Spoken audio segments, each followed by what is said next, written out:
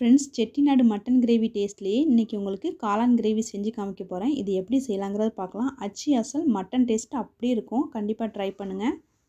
okay इदु इप्पो सेय्य आरंबिच्चिडलाम hi friends welcome to Marichi kitchen and vlogs first stove on पण्णिट्टु ओरु पैन स्टव्ला वेच्चुकोंगा इदुला கொஞ்சமா ஆயில் விட்டுக்கோங்க इदुला 1/4 டீஸ்பூன் அளவுக்கு மிளகு சேர்த்துக்கோங்க 1/4 டீஸ்பூன் அளவுக்கு சீரகம் சேர்த்துக்கோங்க 1/2 டீஸ்பூன் அளவுக்கு சோம்பு சேர்த்துக்கோங்க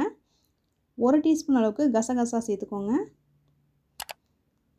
नेक्स्ट 2 टीस्पून அளவுக்கு மல்லி விதையை சேர்த்துக்கோங்க அப்புறம் 4 மிளகாய் வத்தல் சேர்த்துக்கோங்க இது எல்லாத்தையும் சிம்ல வச்சிட்டே நல்லா வறுத்து விட்டுக்கோங்க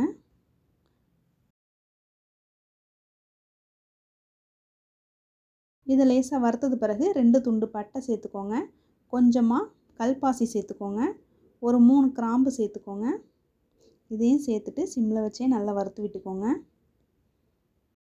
இது கொஞ்சம் வறுபட்ட பிறகு ஒரு 3 டேபிள்ஸ்பூன் அளவுக்கு தேங்காய் துருவல் ஆட் பண்ணிக்கோங்க இதையும் சிம்ல வச்சே நல்லா வறுத்து விட்டுக்கோங்க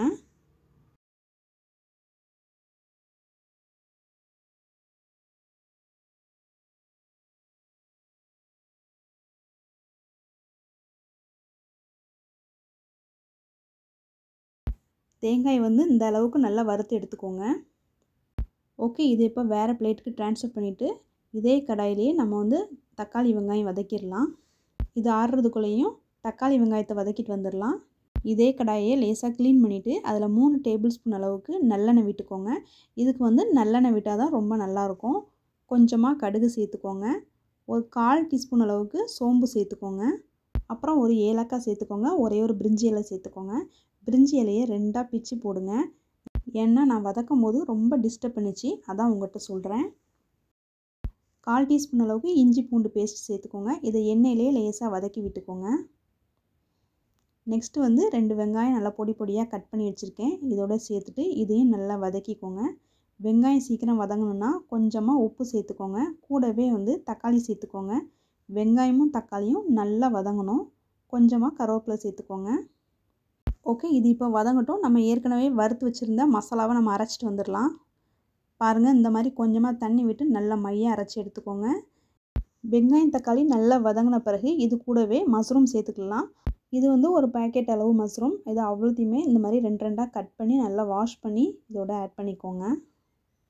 இது கூடவே தேவையான அளவுக்கு கொஞ்சமாக கல் உப்பு சேர்த்துக்கோங்க ஓகே இந்த காளானையும் நல்லா வதக்கி விட்டுக்கலாம் ஃப்ரெண்ட்ஸ் இந்த பிரிஞ்சி எல்லாம் ஆரம்பத்துலேருந்தே நான் ரொம்ப டிஸ்டர்ப் பண்ணிகிட்டு இருக்குது முதல்ல வந்து இதை கட் பண்ணி சேர்த்துடலாம் ஓகேவா அவ்வளோதான் 2 பிச்சாச்சு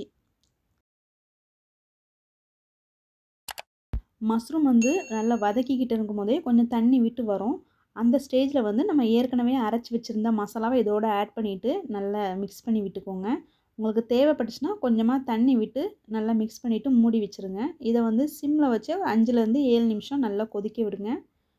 ஓகே இதில் உள்ள தண்ணிலாம் வற்றி நல்ல கிரேவி பதத்துக்கு வந்துச்சு இதை வந்து நான் இன்றைக்கி பிரிஞ்சி சாதத்துக்கு தான் சைட் டிஷ்ஷாக வச்சு சாப்பிட போகிறேன்